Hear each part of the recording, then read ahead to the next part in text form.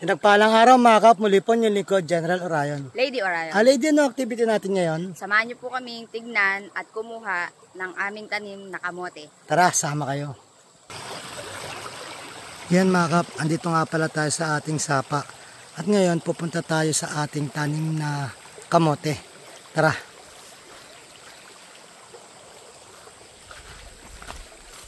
I-check na rin natin kung para malaman natin kung kailan pwede nang humarbest. Ngayon, titignan na natin yung laman ng kamote dun sa ilalim.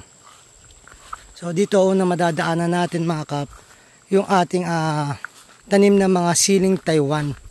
So, nung una, hindi natin siya nakita. Pero ngayon, ito na, malalaki na. Dahil nadamuhan na siya. Yan, kung makikita nga natin, may bulaklak na. Tapos dito mga kap, ito mga bulaklak na nga.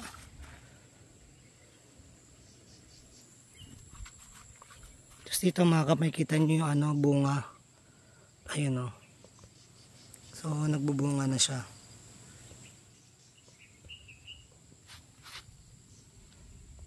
So ito makikita nyo nakalinya na yan mga kap, puro sili natin yan.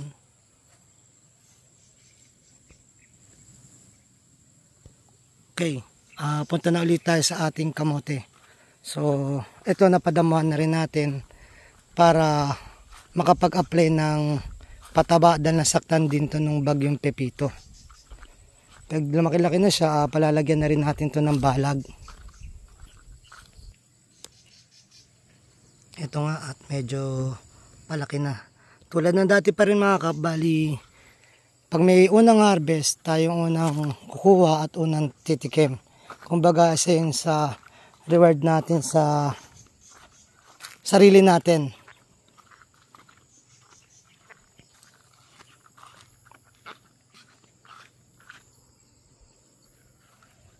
Okay, so andito na ating mga kamatis. Ayun, ang dami na niya. So kuha tayo mamaya, pero doon muna tayo sa ating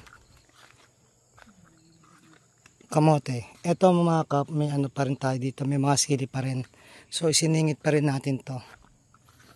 Yan sila.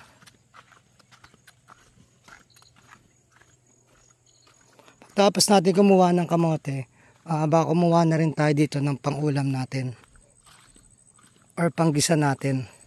So meron tayong manggang kalabaw doon, lalagyan natin ng kamatis, sibuyas, ensalada na. Bali dito nga pala sa ginawa natin sa sili, ito na yung siling panigang natin. Tinanggal muna natin lahat ng bunga. Kahit maliit pa, tinanggal na natin yan.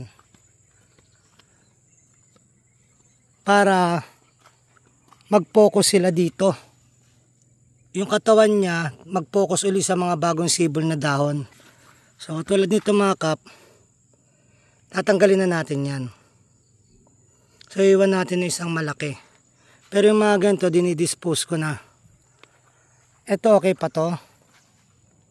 Ayan. Pero nakarang araw pinatanggal na natin lahat ng bunga. Ngayon namumunga na naman sila. Pag lumaki sila ng gento at kumurba, hinuhugot ko na yan.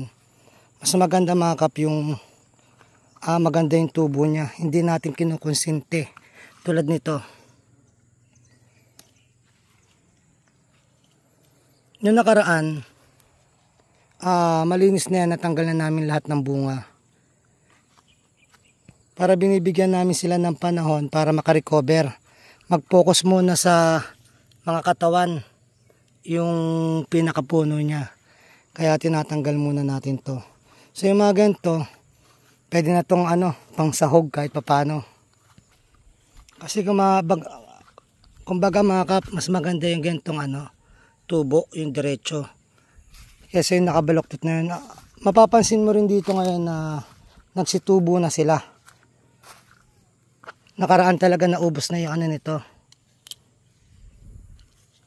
Yung sili, tinanggal natin, pero survivor talaga o warrior ang ating mga tanim. Nagbubunga kaagad sila. Ito isang example ko mga kap. Ito. Kita mo kahit maliit pa lang namamatay na sila doon. Kaya kung maaari, tinatanggal na natin sila maliit pa lang. At nandito na nga mga kap ang ating kamote. So i-check natin dito yung laman ng ating tanim na kamote. So hanggang dun yan. Titingin lang tayo dito sa gilid mga kap kung anong pwede nating makita at makuha. So dito, check natin dito. So forward pa tayo dito. So ito mga kap, may kita nga natin dito, nakalabas na. So check natin to. Yan. So mga kap, kukuha muna tayo ng sample natin dito.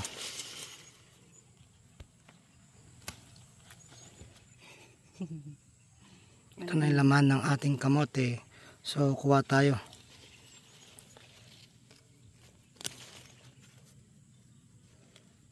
Mga kap, ito yung sample niya ng ating kamote. Naalala ko tuloy nagba-bodybuilding tayo. Isa to sa ating diet. Ito yung pinapalit natin sa kanin. So nakita natin yung laman na nito at kung kailan tayo magpa-harvest. Mga 1 week to 2 weeks pa-harvest na tayo nito.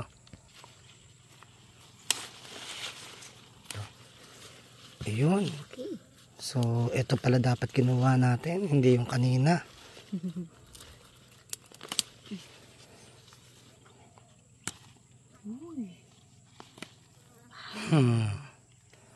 So ito mga kap, ito na nga isang sample ng ating kamote.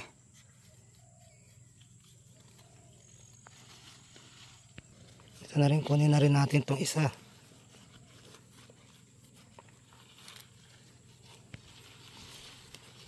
Pero may green siya.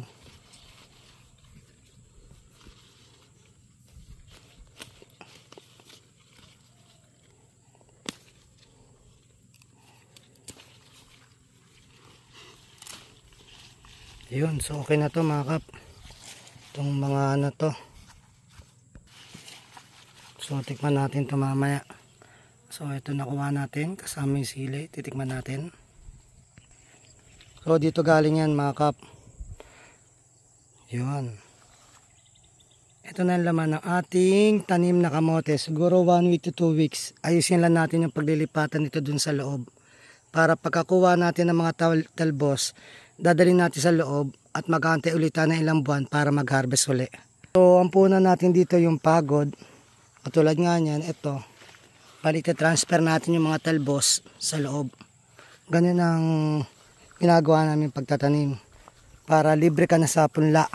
Or wala ka nang pinupunla, yun na lang.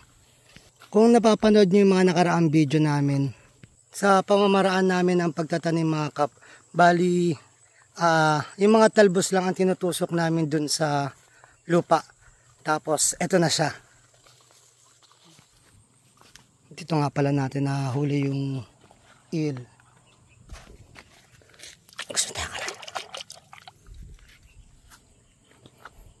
Ito nga pala yung pag naapakan mo mga kap, kulitis.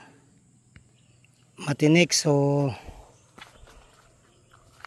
mabilis siyang bumaon. Kaya kapag ang ginagawa, sabi ko sa kanila katulad nito, na kapag nagdamo na, wag nang ilagay dito sa gilid. May kita mo may tinik. Kasi madalas nagpapaa kami. So sabi ko pag dinamuhan, lagay doon sa gilid doon. Bali pabalik na nga pala tayo mga kap doon sa ating bahay. Tapos na tayong rumonda dito, nakita na natin yung mga tanim. Hugasan natin sa sapa yung nakuha nating kamote. Ito ang dami nating kamatis, pintab.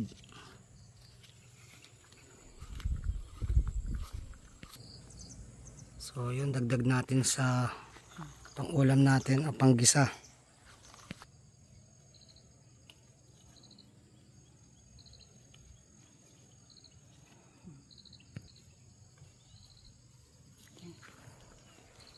Bali maghihintay na lang tayo ng mga ilang linggo sa ating kamote para mag-harvest.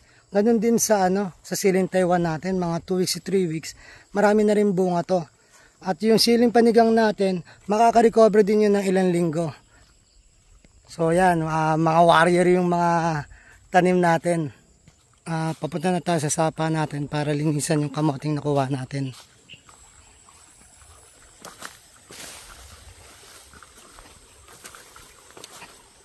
Yeah.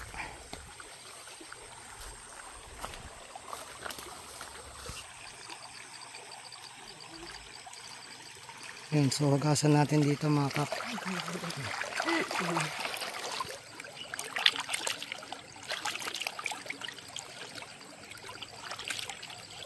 So ito ang plano natin, bago ibenta, hugasan muna natin yung mga kamote natin para pagdating sa market hindi na sila mahihirapan na maglinis pa.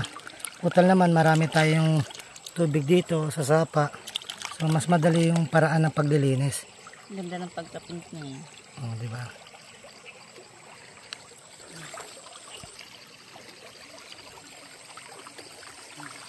So ayan mga kap, nahugasan na natin ang ating sili, kamatis at kamote. So back to barracks. So ayan mga kap, at maraming salamat sa pagsama sa amin. Muli po yung lingkod, General Orion. Lady Orion. At taos puso po nagpapasalamat sa inyo na walang sawang panonood sa aming mga video. Na sana po gabayan kayo ng Panginoon, sampunan yung mga pamilya, na sana po humingi tayo ng gabay sa Kanya, sa isip, sa salita at gawa, upang magampanan natin tungkulin natin dito sa mundong ibabaw, na naayon sa Kanyang mga kagustuhan at kahilingan. Muli po, maraming salamat. God bless.